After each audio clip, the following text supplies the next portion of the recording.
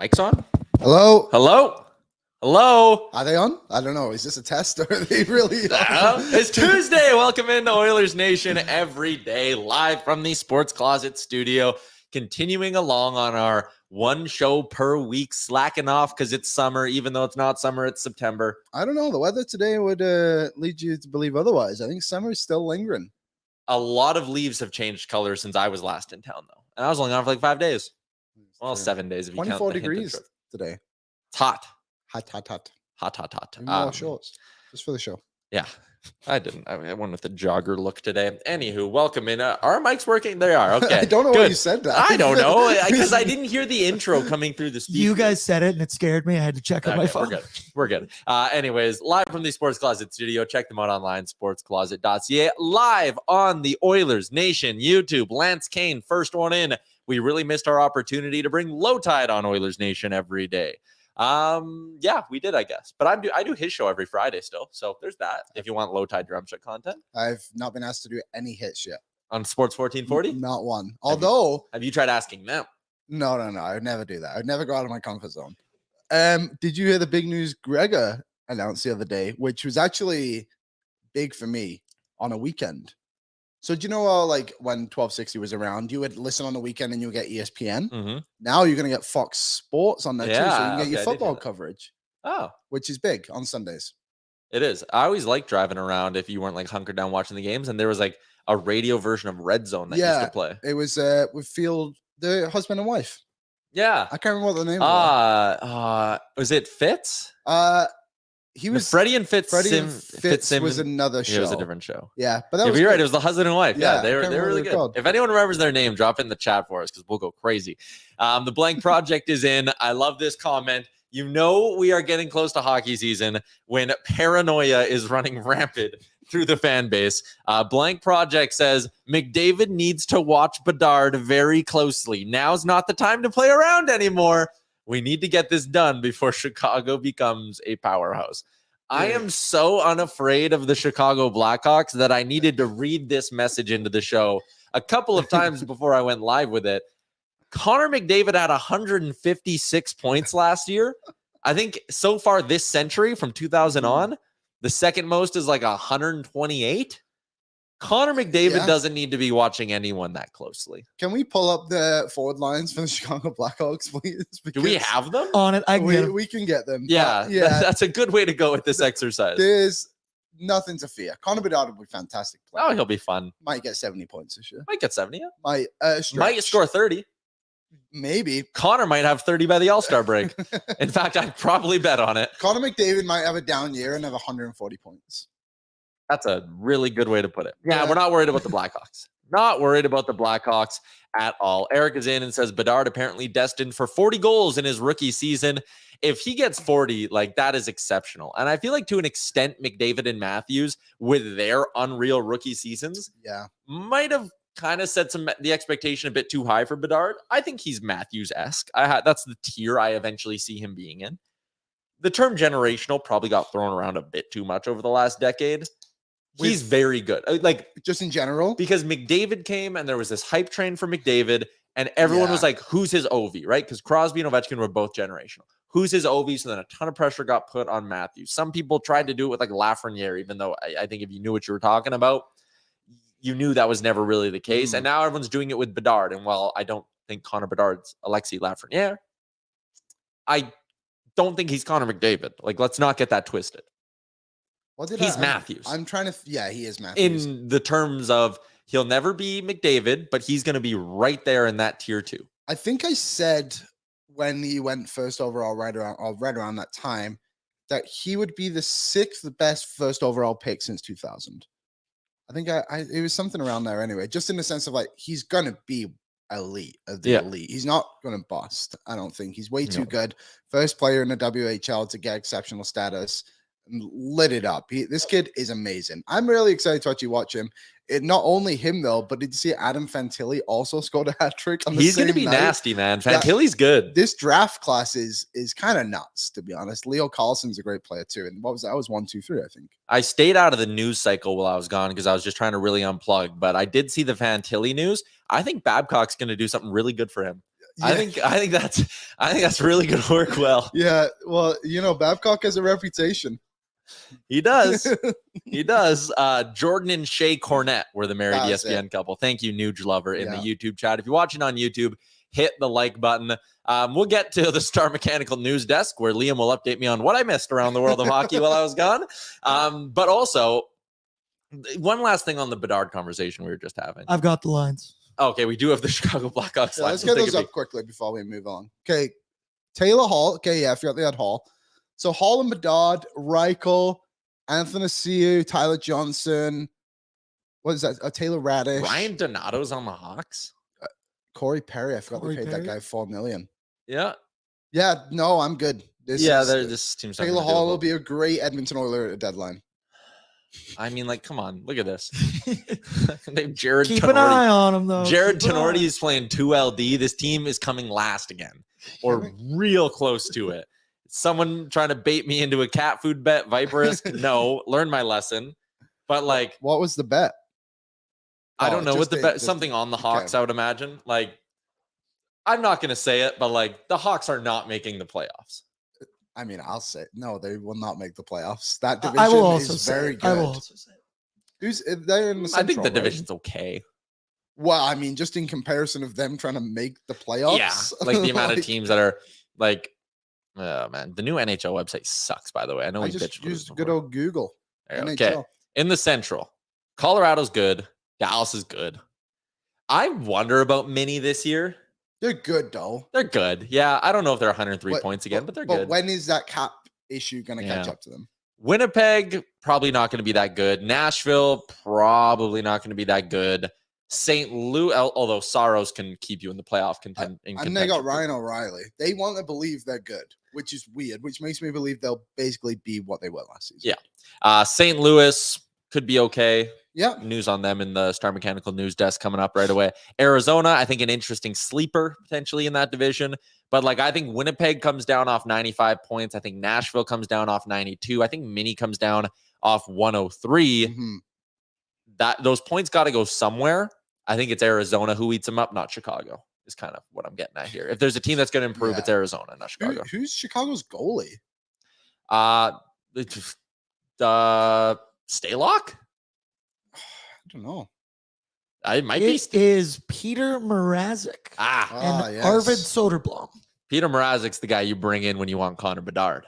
Now that you have Connor Bedard, you're kind of like, shit, why do we sell Mrazek? But They you want Celebrini this year. yeah, I was going to say he was going first next year. But the thing I wanted to say with Bedard and also Fantilli, people lost their minds, right? That one goal, Bedard, kind of like across his body, just looked effortless the way he fired it to the far top corner. He did it at rookie camp. Do you remember when that was us, though?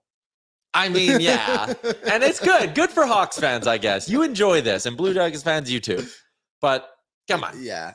Come on. He did it against a bunch of guys he should be doing it against.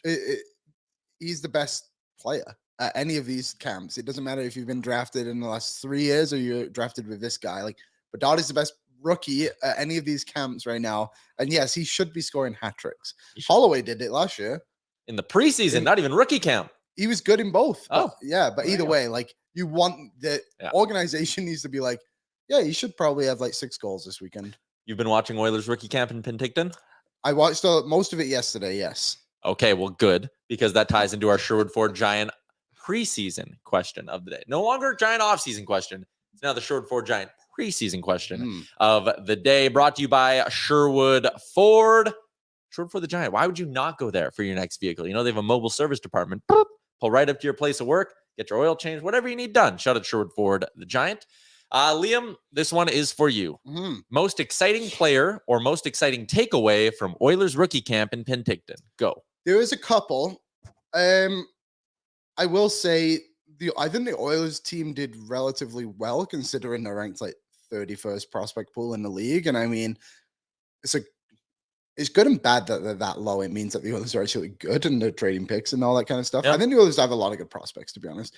Bo Akey looked good. He's a very good skating defenseman. Yep. I think this year, where he's with the Barrie Colts, will be big for him because Brent Clark won't be there. And I believe Bruce Kurlock pointed out when the Oilers drafted him, the first half of the season when Brent Clark was in the LA Kings organization, Akey basically ran the show. And then when Clark got sent down, it didn't go as well for him, naturally. Yeah. So Akey looked very good. He looked like he belonged. The Oilers used him in basically all situations, to be honest. Yesterday wasn't fantastic to him. He took 3 minor penalties. Don't do that. It was a little silly. But he's Bedard good. scores 3 goals. Akey picks up 3 PIM or 3 hat-trick either way. Yep. Same. I like him a lot. Xavier Bourgault is good, I think, too. The Oilers' best forward, I would say. Were you underwhelmed by him, considering this is his second rookie camp? A little bit, yeah. But I think he's going to be a lot better this season in Bakersfield. I think the second year in the American League is when these players always take off. You get used to the structure a little bit more and things like that. Like, it is hard coming out of junior when you're not a Bedard, Fantilli, whatever. And Bourgault said that too in his pre-rookie tournament interview. He just said he's like, it's way more different than I expected it to be. But reading Bruce Kurlock again, who covers basically everything Condors for us, in his season review of him, said that a lot of other rookies on that team didn't get the exposure that Bourgault got, and he was playing in all situations. And the only rookie to outscore him was Noah Philp, who is, 3 or 4 years older than him, too? Yeah. So a bit of a gap there. So I think Bourgault will be big. He was decent at this tournament. And Petrov's goal, did you see that one time he scored? That was unbelievable. Yeah, that was an absolute hammer. How about we watch it right here? Oh, look at that, Aaron. All right, let's take a peek at this thing. I thought that was going to be 43. Yeah, we had a couple people in the YouTube chat here saying they were really impressed with Petrov. B-Max is one of them. Kyle just dropped in a comment as well saying he's going to be a very good prospect. Like, that's legit. That's NHL level shot. Let's be honest. The fact this guy went in the 6th round. He's got some size, too. He puts up a lot of points in the last couple of years. Watching yesterday's game, Savoy made some good plays. Savoy just needs to find some rhythm in his game, I think. He's been injured a lot. He got injured at Penticton last year, I believe. And he missed a decent chunk of time. So I think this year, the big thing for him is stay on the ice as much as you can. Yep. We watched him a lot in junior. He was never injured. And when he got in a rhythm, he was dangerous every time. And yesterday, it wasn't even the fact of his shot. He scored a goal. Oh, this is it. He just kind of follows it to the net here. But it was his passing that was big for him. He made a good play to Bourgault, and also there was another one on the back post too. I think it was to Bourgault again, and it came from Savoy creating a chance. So he needs to get going a little bit too. Let's run that one back one more time. I want to get one more look at it. I ran into Carter Savoy not that long ago, and he said kind of, he's healthy and was kind of healthy all summer sort of thing, and how important that was for him. And he says he's excited to go. He wants to stick around in camp for as long as he can. But I love that, right? You just find a soft spot, go to the find hoop. an area on the ice. Yeah, you go to the hoop, drive the board. And it's guys like that and Petrov that I think will find a way to the NHL one day because they can shoot. Finding a shooter is some of the hardest things to do in having one thing that you are very, very good at, and then just rounding out your game in the American League, and you'll have a chance at some point. 100%. And Nathaniel Day, who was the goalie the Oilers drafted this year. Someone said he was shaky in the first half. I mean, watching the game yesterday, I dialed it in quite heavy on him. The goals he allowed in the first period, especially, I think it was 2 of them were like straight up just screen. There was absolute crowds in front of him. It just went right through him. But he made like 2 or 3, maybe 4 like grade A saves. So North Bay were not very good last season. They're supposed to be a little bit better this year. Maybe he gets traded. He needs to be on a good team, but it looks like he's got some mobility about him. But the Oilers' goaltending depth is quite good now. But yeah, and Max Warner. Obviously, a lot of talk about him. He's like 6'4". I heard a rumor his family follows Oilers Nation. I heard that too. Interesting. He'll be good. I love him now. Yeah, me too. 2 right-sided defensemen in Warner and Akey. That's good. And again, you kind of talk about the natural progression of the depth chart on the Oilers, because that's an important thing to look at when these prospects start to go to the American League and you start to maybe get your hopes up a little bit. But Cody Cece's got 2 years left on his deal. If Cody Cece presumably leaves after those 2 years, hopefully you have one of Maximus Warner or Bo Akey that can slide in and be a good young defenseman for you. Maybe in a couple of years, Vinny Darnay's 29 at that point. Maybe you're looking to upgrade there. It's interesting. Cheaper contracts, one other player I'll give a quick shout out to for the story more than anything is Jake Sloan. Plays for the Tri-City Americans. He scored 2 goals in the first game for the Oilers, and he's basically just a power forward. He was a camp invite. He's actually from Scotland, and he moved here when he was like 7. Right around where you're from. Pretty close. But to start hockey at like 8 years old and then make it to an NHL training camp is quite impressive, considering you're not even from Canada. So No kidding. maybe he didn't even start at 7, 8. I don't know. That's just when he moved here. So it's 2 goals in training camp for him. That's what I always tell people about your story too. Yes. Very Very similar paths. Yeah. Also went to a rugby game with him once. Our dads are friends. Really? Yeah, I know. My dads are friends together. So he was younger. He probably doesn't remember. Scotland were playing, I think it might have been Canada at Commonwealth. This was years ago.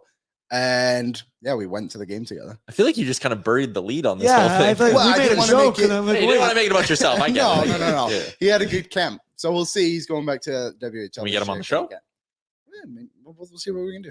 Maximus Warner family following Oilers Nation. I mean, come on, we should be able to get him on the show Yeah. too. Slide into our DMs, why don't you? If Jeremy anyone knows anyone, let us know. Jeremy's in, says late to the party. Nice hat, Liam. Go Crew. What's Big the record? weekend. Did they win? 2-0 this weekend. 11 goals in 2 games. We got we're not actually not back on home ice until like early October now. Classic so- AJHL though. Yeah, big game against Brooks this weekend. So Yeah. we'll see where we're at. All right, there you go. There's our rookie camp update. It was the subject of today's Sherwood Ford Giant offseason question. Shout out to Sherwood Ford the Giant. Give him a follow on social. Let's go outside of Edmonton a little bit. Dig into the Star Mechanical News Desk, Edmonton's #1 plumbing and heating company. You need 24/7 emergency service. You know they got you. 780. Oh, there it is. 481-8873. Haven't done a Star Mechanical ad read in a bit. I was curious if you were able to remember I the had number it. or It was not. on the tip of my tongue. Shout out to Star Mechanical. They were a lot of fun at the Oilers Nation Open. That they were the They were title a sponsors as blast. well. They were a blast. Their tent was very good. Let's talk about it. Mike Babcock, you're gone. Smell you later. Yeah, Actually, probably never. probably the last straw for him. It'll be like I don't think Mike Babcock gonna get in the Hall of Fame. No. I don't think now he can, but I think beforehand he's got cups. He's got Olympic golds.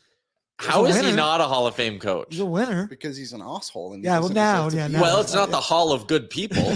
Like, let's be honest. That is true, If you yeah. go back, I mean, There's probably a couple dirt bags in that hall. oh yeah. It- I was at the Hockey Hall of Fame a couple of days ago as a part of my trip. to Yes, Toronto. welcome back, Tyler. Welcome back. But anyways, that Babcock thing is, I just don't, and I'm trying to really put this in a good way. If you're Columbus, how did you not in the interview process at any point be like, I don't think he learned his lesson? Because it's not even like he lasted half a year, half of training camp. He couldn't get through his intro interviews without royally screwing this up. And I don't know, man. I think there's some mixed messages coming out of that Blue Jackets locker room when you listen to like what Jenner has said and what Patty Laine have said. Gaudreau. Yeah, Gaudreau, like, I don't know. It's very clear that he crossed a line. I just think the times have clearly passed Mike Babcock by. When the first set of statements came out from Jenner and Babcock, I'll be honest, I kind of took his side a little bit and was like, you know, maybe this is just a misunderstanding. Maybe he legitimately just wanted to get to know these guys a little bit better. But then once you hear, and Mike Babcock clearly isn't a guy that deserves the benefit of the doubt. I probably should have known that.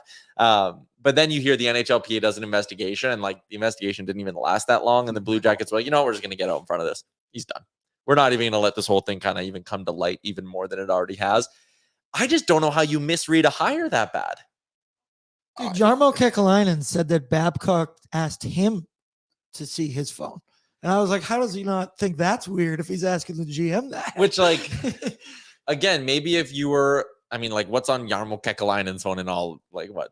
Prospect videos? Like, what are we doing here? Versus Who knows? what could be on a 21-year-old rookie's phone that he's not expecting to have to show to his coach. And maybe there was right, and you kind of start to fill in the gaps of like, ooh, I could kind of see how this like didn't go well. Or if a player was like, yeah, like I can show you a few, and Babcock was like, no, flip through them all. Like, okay, then like we've crossed the line. I just think this comes down to a respect thing. And we hear a lot about how coaching now in the NHL in all sports is so much different. I'm sure you talk about it in junior hockey a lot too. So much different than it was 10 years ago, 20 years ago. There has to be a bit more mutual respect. And that's clearly not the way Mike Babcock ran his teams in Detroit. Listen to the stories a guy like Mike Commodore will tell you, although he's maybe far on one end of the spectrum. Listen to what happened with Johan Franz and listen to all that stuff. Mike Modano. Yeah. Listen. Yeah. Listen to people in Toronto. Respect is not something Mike Babcock gives out. And nowadays, that's not an option anymore. And I love what Robin Brownlee has a great piece up about it on Oilersnation.com. Can you imagine Jay Woodcroft doing that to Connor McDavid? Yeah, no kidding. Like, you wouldn't, right? And Jay Woodcroft, very well respected in that Oilers room. He is loved by his players. They love going to war for Jay Woodcroft with Jay Woodcroft. And maybe that's the distinction you have to make. Mike Babcock expects a bunch of players who are going to put him on a pedestal because he's Mike Babcock. And that just doesn't fly anymore. And I think it's really unfortunate that Columbus misread this situation as bad as they did.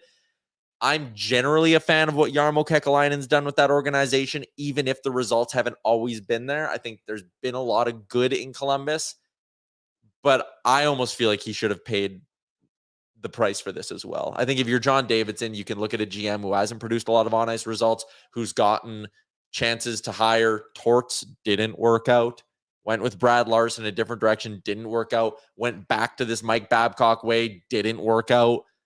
Kekalainen should probably pay the price considering he's in the last year of his deal, but unfortunate situation all around. Babcock's never getting another job. Did you see two things? Maybe three things. One, Mike Babcock finishes in the top 10 of Columbus Blue Jackets wins. Well, yeah, because 10th head coach, sure. Which is funny. Two, I feel like John Tortorella is catching a lot of, what do you call that? A lot of strays in this. Yeah. Players actually really like him. Well, it's hit and miss, but you get more positive reviews for Torts than you do about when Jeff Wojcicki worked with the Crusaders, I would talk to him about like his NHL career, and he played under like Tippett, Hitchcock, and Tortorella, and he said Torts was the best coach because all the players loved him. He was a player's coach. I know he comes across as an arsehole to the media because I think he wants to be. Yeah. But either way, he likes being the storyline. He never wants his team to be I feel like he has the players back. He has like his players you get back. that feeling. I don't think it's fair to put, and I know you weren't doing this, but I don't think it's fair to put Tortorella and Babcock in the same category. They're similar styles in this like old school mentality kind of way. One's clearly a manipulator. The other one, I think, has some redeeming qualities. Yes, yeah, that's fair. And for Kekalainen, like, what an error. I said it when he got hired. I cannot believe they allowed this to happen. Yeah. To be honest, like, how could you have this team who is young and upcoming be coached by Mike Babcock? Like, it just seemed like a massive error. And ultimately, they've paid the price. And I agree. Kekalainen should have been let go at the same time too. I think his leash is pretty much like as close as you can get right now, the short as you can be. Oh, yeah. There's not a lot left. One more error and he's out the door. I'd be shocked if he lasts the season, to be honest. And yeah, I like a comedy. I'm going to touch on it in a second because right now we're getting the whole Bill Peters redemption tour in Lethbridge, which doesn't make sense at all. Again, a guy who has barely taken a step towards making good his wrongs. He hasn't even apologized. Yeah. Actually, he just apologized. Oh, yes. Fantastic. Just. But like, even with Babcock, like, I'm around the university hockey scene a little bit. I heard some stories about Babcock, man, that were like really not they good. were really bad. They were really bad. Yeah. And again, like, you hear them and you go, ooh, that's exactly what I would expect the story of story about Mike Babcock to end. Like, yeah, bad dude, did not go to Saskatchewan and learn how to work with the younger generation and be better and respect his staff and all that. Not at all by the stories I heard. So again, you kind of thought maybe going to the NHL would be a little bit different and he would try to buy in a little bit to, again, his last chance to be an NHL head coach and end off a potentially Hall of Fame career in a positive. No, he didn't do that. And it's weird that people in hockey are so obsessed with these redemption stories and redemption arcs for people who don't deserve it or need it. 100%. Mike Babcock never needed to work again. No, they didn't deserve to. He could have ridden off into the sunset and be like, hey, I'm done. And again, probably a Hall of Fame career if this Columbus thing doesn't happen. Now we don't know. Probably. Bill Peters, if you were the Lethbridge Hurricanes, you should be embarrassed that this is happening in your organization. Yeah. Absolutely embarrassed. And you can sit there and be like, what? He doesn't deserve a second chance. I am not against second chances if you earn them. Mm-hmm. And if you're Lethbridge, there are, and again, Liam, you're around the sport in this province. There are how many deserving head coach candidates in Western Canada? We had one of them on our show last year. Yeah, we did. You're going to tell me Sean Bell would have been a bad hire in Lethbridge? No. Yeah. And again, is built like with Babcock, you could sit there and if you're Columbus, you're like, okay, Hall of Fame coach. Like if you're going to take a chance on someone, again, it was a dumb decision, but if you're going to do it, Hall of Fame coach. If you're Lethbridge, why the hell are you doing it for Bill Peters? I agree. Like you're hitting all the nails on the head here, Tyler. And there's this thing, what's it called? The old boys club in hockey. Yeah. Some guys are on that old boys club, and I think they deserve to have chances. Like people get frustrated when like Ken Hitchcock gets another job or like a Lindy Ruff. It's like, but what have they ever done wrong to not deserve it? Actually, good guys. There is something about having like a strong, experienced head coach. 100%. But there's guys like Bill Peters, Babcock, and I'm sure there's a couple other guys on that list too. Can't think of right now, who are just undeserving. A name should never be brought up within the conversation. And I hope hockey can get away from this, where they allow people who actually deserve the opportunity to succeed in their career to get the opportunity to continue to thrive and make the game better. Yep. Also, I feel like the whole retread thing in the NHL does get a hair overblown. I agree. Like 100%. Let's go through the list of current NHL head coaches. I'll try to read off all the guys that are new hires. Correct me if I'm wrong on them, or first-time head coaches, I should say. Relative. Spencer Carberry in Washington, first time. Yeah. Sheldon Keefe, first time. John Cooper, it was his first time. Craig Berube, not technically, but there was a long gap in between two, but Berube, not technically. Dave Hackstall wasn't. David Quinn wasn't. Mike Sullivan was. He was an assistant on benches, but never a head coach. David Quinn, that's only his second NHL job. Second NHL job, yeah. DJ Smith in Ottawa. He was in the minors. Yeah, he was new. Lane Lambert with the Islanders. He was an assistant for a long time, but was never a head. Andrew Brunette was briefly like Florida, 6 months a head coach. I would count him as a first-time hire, though. Jay Woodcroft, first-time hire. Derek Lalonde would have been a first-time head coach. Yeah, because he was in Tampa Bay. Yeah. Pascal Vincent now in Columbus. First time. Probably where they should have just gone. Yeah. Jared Bednar in Colorado. I believe he was a first-timer when he was hired. Yeah, I believe so. Luke Richardson in Chicago would have been a first-timer. Rod Brindamore, first-timer. Ryan Huska, first-timer. What team's he with? Calgary. Oh, right. Don Granado in Buffalo. Believe he was a first-time head coach at the NHL level. I believe so. Montgomery's not. Turnier at the NHL level is. And Greg Cronin in Anaheim. He's old, but I believe this is his first NHL head coaching gig. So what did you count there? Like 28? No, I think it's like 17. Oh, okay. I just was over 50% of the league, though, right? Dean Evison in Minnesota, I missed too. And then you look and Marty St. Louis in Montreal. You look through the older guys. How many of them are undeserving of being in that position, right? Like they all, I think the coaches in the NHL now, maybe I'm wrong. And if I am, it is what it is. No, like there are some examples of it, but it's not as rampant as people think it is. Yes, 100%. It's not like in the NFL where Matt Patricia gets a new job every week and he's just bad at his job. He's just always bad. Yeah. Speak ill of my former defensive coordinator. He was my head coach and we were shit. But yeah, like again, even on like some of the retreads, a lot of them are like, I would say deserving candidates of getting rehired. Like Todd McClellan is a good coach in this league. Like, yeah, I would hire Todd McClellan if I was running an organization. I'd have no problem with it. Wasn't Lindy Ruff and Adams finalists last year? Like these guys still have something to offer to the game, and we can't just get rid of everybody. Yeah. Like guys deserve to be here. Some guys. Not Babcock. Not every old coach is Mike Babcock. Yes, exactly. So I would like to get out of that little stigma of it too. All right. Let's keep moving along with today's show. It's already 12:30. The other piece of news from the Star Mechanical News Desk, Braden Shen named 24th captain in Blues history. Congratulations to the Shen family. Yes, well done, Shen family. He replaced Ryan O'Reilly? They didn't have they had Pietrangelo. And was it O'Reilly? I think they just didn't have a captain for a bit.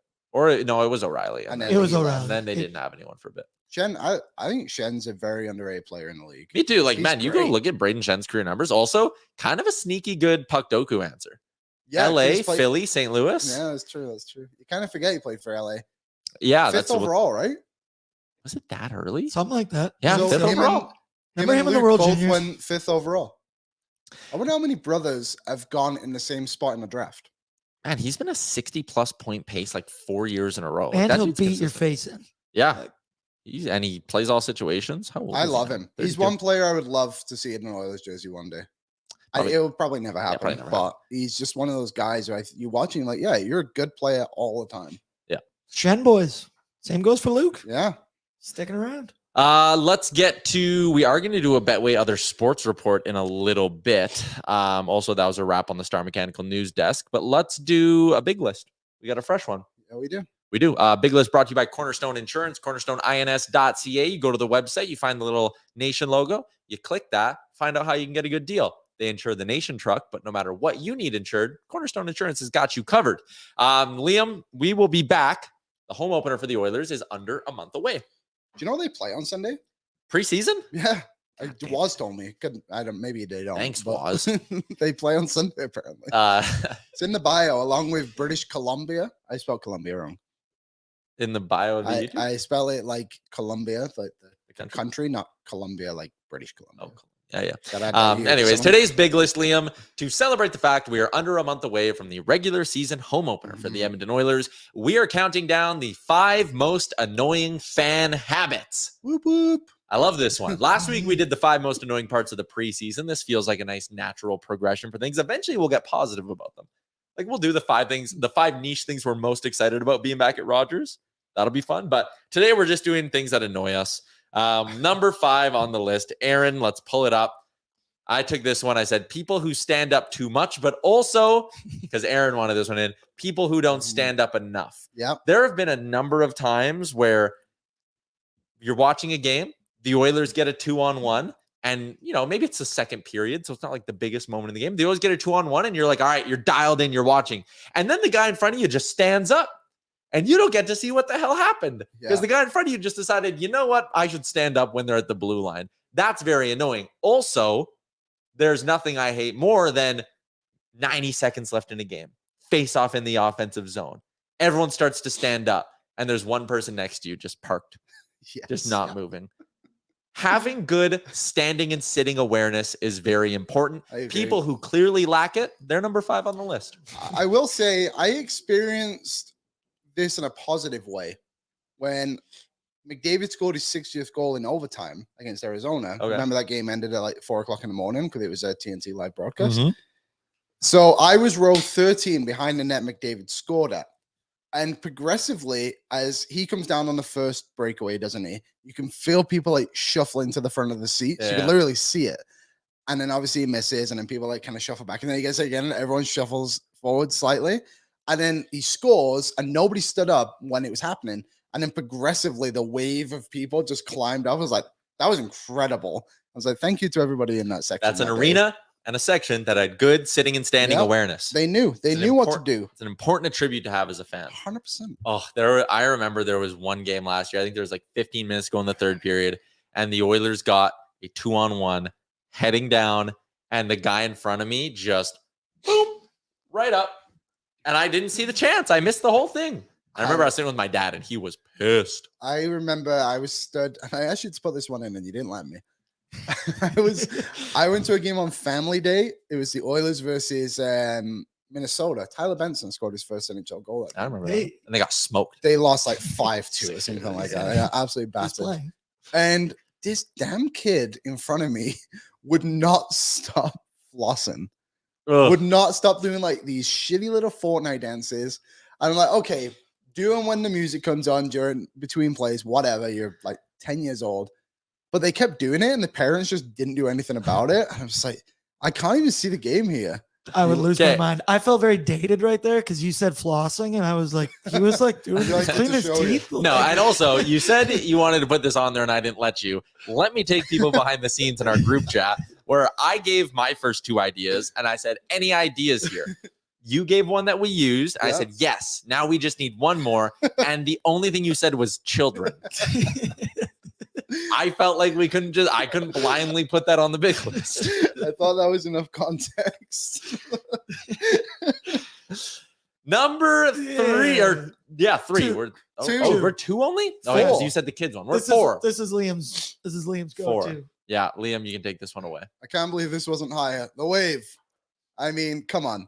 There's a time and a place, people. Do you know when isn't a time? When it's 2-2 with 3 minutes left in the third, yeah, and you lose. The one that will always stick out to me is I can't remember what it was exactly, but it was this past season. They played the Vancouver Canucks, and it was 2-2 midway. It might have been midway through the second or something like that. They started doing a damn wave, and the Oilers lost that game like 5-2. Oh, yeah. I hate. Wasn't that the season opener last year? No, it was in like January. It was later on. It was Yeah. around Christmas time. It was just like, holy smokes, people! Like, wait till the 4 or 5 up, and there's like 2 minutes left in the game. Yeah. Midway through a period when it's tied is not the moment. Mhm. A lot of you are throwing in things you don't like about Rogers Place, not the conversation. This is about fan behavior only. So lines at the pisser, unfortunately, do not make this big list. I do like the wave one. I think it's very annoying. But if you're like up 6-1 and it's Saturday night and it's rocking, and then it's like, okay, yeah, like the crowd's into it. That's the kids fine. love it, but yeah, anything during a game. Yeah, annoying. And my favorite part of the wave is how upset Liam gets. So my favorite part is the people who tag me on Twitter when the wave starts. Like, don't worry, I've seen this, and I'm not happy. Number 3. People who chirp their own players / team. A good one to add into this mix as well. I see Blank Project dropped this one in there and Dr. Gonzo. Jersey throwing is 100% included in this part of the conversation. Yes. But there is nothing I hate. I'll never forget the lady sitting a few rows behind me for a game last year who thought she was so smart for chirping Darnell Nurse all the time. And like, I'm talking for like a full period, and people around us were yelling at her to shut up. And she was like, I'm right. I know I'm right. Darnell Nurse sucks. I hate when people sit there and roast their own team. It is incredibly annoying. Why did you pay all this money to come sit there and just be negative and pissy? And I get it. Sure, it's your seat. You can do whatever you want. But when it's to the point of you annoying people around you or you're throwing stuff on the ice, people who are way too negative about their own team, just stay home. Watch the game at home if that's what you want to do, because you clearly don't want to be there. There is a difference, so just to throw this out there, between chirping a player consistently like that, or if a player makes an error and you're like, why'd you do that? Yeah, but big like, difference. But like reacting to a play is fine. Yes. Darnell Nurse throws a muffin up the middle. Cody, whoever throws a muffin up the middle, and the crowd goes, oh. Yeah. Goalie lets in a soft 9 points on them. Yeah, that's when I got. That guy with the jersey. Was that you? The guy who's wearing the 9.25. It's like, dude, what? You're wasting your money. Yeah, he was wearing a Nurse jersey with 9.25 is the thing. And it's like, who makes those? Well, like, also, why do you think you're funny? Yeah, like this guy committed 8 years to stay in this city. 9 million. I would also do that too. Do you want to read Zigzag Wanderer there? I hate it when the person in front of me turns around and pukes all over my lap. No, the best one is, what NFL team was that, like 3 years ago, where the person in the neck brace was sitting there and the person behind them was just like puking on them, and the person in the neck brace like couldn't turn around? I think it was like a Washington Commanders game. It was unhinged. Oh, no. Absolutely unhinged. Yeah, that's a tough one. I would also hate that. Yeah, that's an honorable mention. Get honorable mention. Let's get to number 2 on the list. Number 2, people who get up in the middle of play. This one was mine. Yeah. I hate it. When you're sitting there and like the play's going on, and all of a sudden the person next to you just gives you excuse me, bro, whistle. Yes. Like, have you never been to a sporting event in your life? I have no problem if 10 minutes to go in a period, you really need to piss, or you're like, you know what? I'm going to beat the Lions. I want to go quickly grab a beer. Go right ahead. That is your decision if you want to miss some play. But don't make me misplay. You wait till there's a whistle, damn it. 100%. Some people, I'm like, have you ever been in public before? That's why the usher at the top of the stairs will not let you walk down during the middle of play, because it's annoying. So you got to do the reverse of that. I will also say, though, hilarious when you're like standing at the top and you're waiting for a whistle so you can go back to your seat, and someone will just get stiff armed by an usher because they'll be like, why is everyone just standing here? And they'll try to go down. The usher's like, boom, wait for a stoppage. There's also another layer to this. People who sit on their ends who refuse to stand up when you're like trying to leave. Oh, and they just do like the awkward leg. It's like, no. You chose this seat. This is part of the deal, buddy. Get off your ass so I can move out of the way. My dad loves sitting in aisle seats because he likes the easy access up and down, right? Like, I'm with you. I love sitting on aisles because, especially for NHL games, if your section's kind of close to a bathroom, you can, even with the Rogers lines, you can nail a piss break and be back in your seat by the time the puck drops again for a TV timeout. Yep.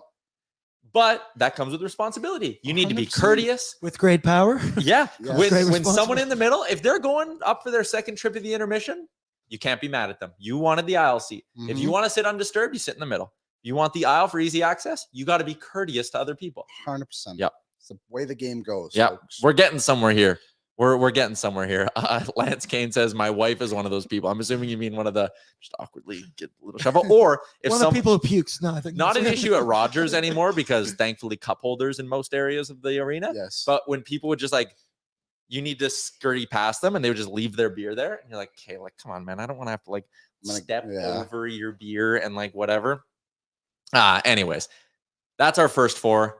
Number one. I can't remember what number one was. Well, then you're gonna be surprised. Children. Wearing a jersey of a team that's not playing. Yeah. Just like Seattle Nation vacation coming up in November. We're gonna have a good time. I'm gonna wear my Devon Shore jersey. Yeah, that's an Oilers jersey. It's allowed. We're gonna go watch the Commanders play the Seahawks. Yes. You know what I'm not gonna do? Wear a Bills jersey. I will not be wearing my Lions jersey either. I'm with Oilers game. Oilers Canucks Saturday night. Some dudes rocking a Habs jersey. Just wear normal clothes, bro. Yeah. Just wear a hoodie. Wear anything else. Why? Why are you doing this? I don't know, it just infuriates me. I find it weird when guys, and I seen it like at Riverhawks games or stuff, they wear a different sport jersey That to a too. sporting event. I'm Yeah. like, that I can't see the connection there. I will say, asterisk, there was an Oilers game I went to back at Rexall the night of Jays Royals game 6. Oh. And I was like, you know, there's That's people okay. wearing Jays That's more jerseys, than and it's okay. like, you know what? Big moment. I Sure. get that. But like, if you go to the season opener and you're just like rocking a Riders jersey, it's like, what are your, just wear normal clothes, bro. Just wear normal clothes. We need to discuss Rusty's comment because I think this is interesting. Okay, hit it. I disagree with this one. I went to a preseason game here in Utah between Vegas and LA last year and wore my Oilers jersey. Booed both teams. LOL. Okay. How does that stand? Because Utah obviously doesn't have an NHL team. Special exception because Rusty, I would assume you don't get to go to a lot of NHL games in your Yes. area. That feels like more of a celebration of the sport. So this is an interesting one too. I'm going to call myself out on this. I wore a Detroit Lions jersey once to an Elks game. No. And I felt very foolish when I did it though. Yeah. I felt no, silly. you're a fool. Yeah, No, I Yeah, felt don't do that. silly on that one. Just wear normal I clothes. never did it again. But when I would go to hockey games when I lived in England, the Manchester Phoenix, nobody would wear a Manchester Phoenix jersey, and it was just random NHL jerseys spotted around the rink, which was kind of cool. But that's obviously different Special circumstances, because sure. it's not that. But yeah, I agree. If we're keeping it to Oilers jerseys, yeah, it's someone like someone here. I was at an Oilers Wild game. Blank Project, great contributor today. Blank Project. thank you. You win commenter of the day. No prize, just pride. Someone was wearing a Penguins game at Penguins jersey at an Oilers Wild game. Why? Like, why? Just wear a shirt. Just dress like you're going to wherever. I don't know. It's a weird thing. yeah. Drunk bros who get aggressive and screaming swears in front of kids at games. The cursing in front of kids. Like, Just if don't there's bring a your kid in kids. front of you, you can hear everything somebody says behind you. You can hear You know every what? word. Mhm. And I totally get it. Once in a while, one might slip out. Yeah. You might like a bad call, and you go, oh shit, come on. That's okay. Yeah. But you're right. You can definitely tell when there are guys who like every second word's an F-bomb and like all that. You need to be. This comes back to, if we pull up the list again, number 5 on the list, people who stand up too much. Someone else said people who lean forward. I would almost lump swearing into that one as like have a good seat awareness. Understand where you are. Ooh, seat awareness. Yeah, like good seat awareness. I agree on that one. Also, there's one other thing. I love to stand up at games. Yeah. I'm not one of those people who will stand up just for the hell of it. Like, I'll stand up for chances, but I always look and see who's behind me. If it's like a grown ass man, I don't really care. Yeah. But if it's like a kid Or a grandma. or a lady, Mhm. not going to stand up as much. Madame. Yeah, I think, you know what, this was a nice exercise just for us to, one, vent a little bit, but also training camp for fans Yeah, too. we're getting back into it Yeah, ourselves. like let's start thinking of our good habits, how we're going to root on the Oilers as best as we can. We're I in think this that's- together. yeah, We're in we this are. together. There's your big list brought to you by Cornerstone Insurance. Dave Lunn, a football-related one, catcalling cheerleaders. I will add, it's disgusting and gross, but nothing, and I saw it over the weekend, funnier than random old dude in front of you just zooming in on a Oh, cheerleader. yeah. And it's just like fully like the photo's grainy as hell, and he's just like, yeah. Like, dude, one, if you're horned up, the internet, Yeah, have you ever heard of the internet? Yeah. you wouldn't do that for like any person in any or any woman in any of their jobs. Just be like, looking good at work. So I'm just gonna grab a pic of that. Super weird when you see guys doing that. Last one. Banging on the glass. Aaron and I discussed this beforehand. Yeah. We don't think it's as bad. It sucks when you're kind of watching the TV and they do it all the time, but I feel like it doesn't happen throughout the game very often. Plus, you're paying a big buck for those tickets. If you want to bang on the glass, I think you can bang on I the said glass. if somebody's getting like pinned right in front of you, you know, and they're right there, I'd be muscle memory. But seat awareness. Don't just do it randomly. Yeah. Oilers working a power play. I don't want the guy 5 rows in front of me on the glass just like standing up like, yeah, shoot. Right here. People who yell shoot also. Oh, yeah, you know what? That's my number one. Ryan is my Sharp, number one. that's someone's daughter. Yeah, like, come on, man. Just because they're a cheerleader doesn't mean you can just like sit there in your weird seat being like, yeah, hell yeah. Go Cowboys. All right, Gab. This is taking a turn. Let's get her back on the rails. Sorry, speaking of Never mind. cheerleaders, Okay. did you see the Iowa State? The male cheerleader with his pants fall down? And his pants fell down. It's an HR violation is what it felt like. Not great. Okay, let's wrap this up with a little Betway other sports report. This ties in everything, actually. So I was at the Bills game on Sunday. Shout out to Betway. I won a nice little chunk of money because my Buffalo Bills beat Lance's Las Vegas Raiders by a ton of points, and it was great. Las Vegas. Oh, I get it. Loss. I like that. I had a great fan moment. I'm probably going to tell this story on Real Life so Chalmers can hear it, but I'll tell it here as well. Sitting there and a section over, Bills fans incredibly rowdy, and I love it. It's great.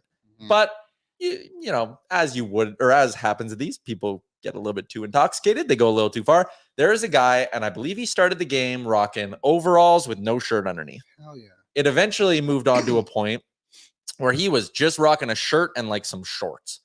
Overalls are gone. Don't know where they went. Third quarter comes around. He's starting to get probably a little too intoxicated. There's some commotion going on up in his area. He was like a section over and like 4 rows up. So I look over, okay, something's happening there. Security comes, they wave him down. They escort him down to the bottom, whatever. The whole time he's kind of going down, arguing with him. You can tell he's hammered. 5 minutes goes by and he's coming back. Security's escorting him back to his seat. And it's kind of like, okay, you assume misunderstanding or something, or they told him like, hey, put a shirt on or something like that. He gets to his seat, and I shit you not, within 3 minutes, not even, I should say 30 seconds, there is a dude wailing on him. Like, he got back to his seat, and like on site, another guy just started swinging at him. And sheriffs come up, more security. They drag that guy down, and he is like, whatever, all rattled and yelling. They get him down, and then they boot the other dude. And the section starts booing as the guy who was throwing the punches is getting escorted down. The section's booing at him. So he goes down, and I kind of said in the moment, I'm like, man, that first guy must have been doing something real bad. If you are allowed back at your seat, and like on site, some dude sitting next to you is like, I'm beating the hell out of you. He has not cooled off in the 5-minute period. Like, he sees him coming back up the stairs, and in his head, he's like, I'm beating the shit out of this guy if he gets back in his row.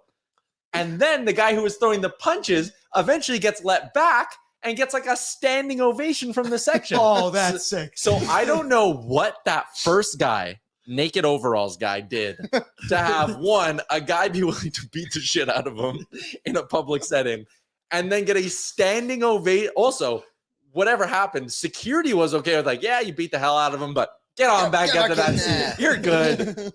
This guy. That's the mafia, baby. That's the you get a mafia. standing ovation from the crowd. And it was just like, what did this first guy do to make like 30 people hate him, to make security and 2 sheriff's officers be like, you know what? That was justified. Punching that guy in the head a bunch of times, like, makes a ton of sense. It was crazy. That sounds like a great Bills Mafia experience. Did it live up to the hype? Oh, yeah. So like last year when I went, we kind of parked, got dropped off closer to the stadium, and I walked through like some of the RV tailgates and things like that, which was good. This time around, our Uber driver like his map said we were a 30-minute drive away and the traffic was pretty bad. And he was like, you will walk there faster. Just get out. So we walked the last little bit. And like, dude, it's like a mile radius of the stadium is just people who like, I don't even think they go to the game. I think they just go drink and then watch the game on like a TV in their car or something. But like everyone's partying. It's like 9:45 in the morning and people are playing Flip Cup. It's bananas. You go to like the kind of main tailgate area. They have like some stands and stuff. And then the RV lot, I posted a video of me shotgunning in front of a fire I was truck. proud of you. Good speed. Yeah, that fire truck also just has Fireball and vodka on tap. Oh, baby. And they're just pour a shot. Lady walked up to me, shot. She was like, tilt your head back. I was like, what is it? She's like, don't matter. Boom. Like, all right. That's what you want to hear from a stranger. Yeah. It was great, man. Like Bill's Mafia shows out. It was the home opener. Any tables? Didn't see any tables. I think that's something that like happens a bit on social media, but like it's a little bit bigger online than it actually is in person. But it was great. Anyways, Bills got a big win. They covered the spread. Your Lions did not. I think did we not? Oh no, we didn't cover the spread. Yeah, That's unfortunate. Oh, it was such a BS game. I'm not going to blame the refs because the Lions defense was terrible for most of the day. But some of those calls both ways were absolutely horrendous. Like the Geno Smith intentional grounding was stupid. That was not intentional grounding. And then there was a couple of, like David Montgomery had a touchdown taken back, which he ultimately scored. But like they called offensive pass interference on Josh Reynolds, who was clearly just running his route and didn't even have his hands up, and they called pass interference on him. And then there was the holding at the end, the touchdown. And it's just like, this is stupid. But Lions lost their best secondary player this weekend too. CJ Gardner Johnson. Yeah. Oh, what's his name? CJ Gardner. Yeah, Johnson, that's it. Take off that ski Tom mask. Peck. Too bad. But they'll be back. Who do we play this week? Atlanta, who are somehow 2-0. They might be terrible. That's one of those teams that is still, sorry to any Falcons fans, I guess, watching. They are still ending the year like 7-10. That division has Oh, 3 2-0 teams. The Bucks, the Saints. The and Bucks are Falcons. legit. Yeah. Are they? My hot they take are. of the year in my phone says Baker Mayfield is going to be a successful quarterback this year. He's good. Like Thank you. He's just gonna good give enough. He's you good enough. something every week. He's gonna give you his effort every week. The And I think- Saints are even a little bit better than I thought they were going to be. No, they suck. They didn't look great yesterday. They didn't look great yesterday. Week 1, though, they look good. They were okay. Do you have the Betway out of town thing there? Actually, can I run a fantasy football trade? by Oh, you? yes. Sure. Ask this. Okay. Get people in chat here. So let me know in the chat if you're playing along in fantasy football. So I will be, it's a dynasty league. I'll be acquiring T. Higgins and a 3rd-round pick for Kyron Williams, who's the Rams running back, and Zay Flowers. My other wide receivers I would have would be Mike Evans, Michael Pittman, and Garrett Wilson. And my running backs without Williams, who I didn't play this week, would be Montgomery, who looks to be hurt for a couple of weeks, Derrick Henry, Brian Robertson, Madison, and I have AJ Dillon. Yeah, I would do that trade. You're getting T. Higgins in a 3rd? And a 3rd. Oh, yeah. Buy low on T. Higgins.